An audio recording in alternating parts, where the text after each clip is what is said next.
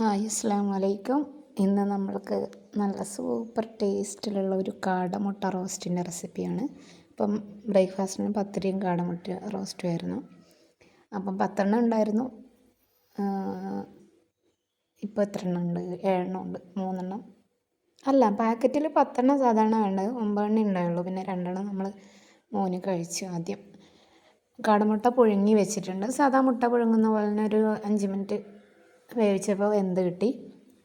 അതിലൂടെ ഞാൻ സവാള, നേരിയതായിട്ട് അരിഞ്ഞ സവാള പാനിൽ ഓയിലൊഴിച്ച് കടുക് വിട്ട് സവാള ഒന്ന് വഴറ്റിയെടുക്കുന്നുണ്ട്.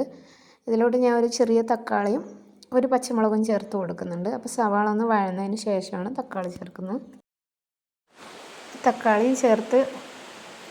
തക്കാളിയും പച്ചമുളകും ചേർത്ത് ഒന്ന് വഴറ്റിയതിന് ശേഷം ഞാൻ ഒരു 1/4 സ്പൂൺ മഞ്ഞൾപ്പൊടി, 1 സ്പൂൺ മുളക് പൊടി, 1/2 സ്പൂൺ മസാലപ്പൊടി, ചിക്കൻ മസാല, ഗരം മസാല, കുരുമുളക് പൊടിയും ചേർക്കാവുന്നതാണ്. നല്ലപോലെ ഒന്ന് ഉടച്ചെടുക്കുന്നുണ്ട്. അപ്പോഴത്തേക്ക് ഞാൻ മുട്ട ഇവിടെ ഒന്ന് പൊലിഞ്ഞെടുക്കുന്നുണ്ട്.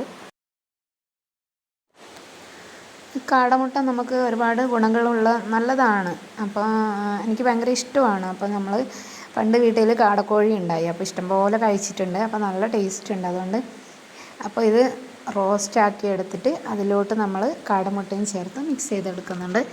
കാടമുട്ട വേണമെങ്കിൽ നമുക്കൊന്ന് എണ്ണയിലിട്ടൊന്ന് മൊരിച്ചിട്ടൊന്ന് ഇട്ട് കൊടുക്കാം. അപ്പോൾ എല്ലാം പൊളിച്ചെടുത്തിട്ട് ഇതിലോട്ട് മിക്സ് ചെയ്തു. നല്ല ടേസ്റ്റ് കേട്ടോ, നല്ല സൂപ്പറായിട്ട് കിട്ടിയിട്ടുണ്ട്. ഞാൻ ഡ്രൈ റോസ്റ്റാണ് ഉണ്ടാക്കിയത്, അതായത് വെള്ളമൊന്നും ഒഴിച്ചില്ല. ഡ്രൈ ആയിട്ടുള്ള റോസ്റ്റ് ആകുമ്പോൾ പത്തിരിക്ക് നല്ല ടേസ്റ്റാണ്. ഏതിന് വേണമെങ്കിൽ, ചോറിന് വേണമെങ്കിൽ, നമുക്ക് നെയ്ച്ചോറിന് വേണമെങ്കിലൊക്കെ കൂട്ടാൻ പറ്റും. നല്ല ടേസ്റ്റ് ഉണ്ട്.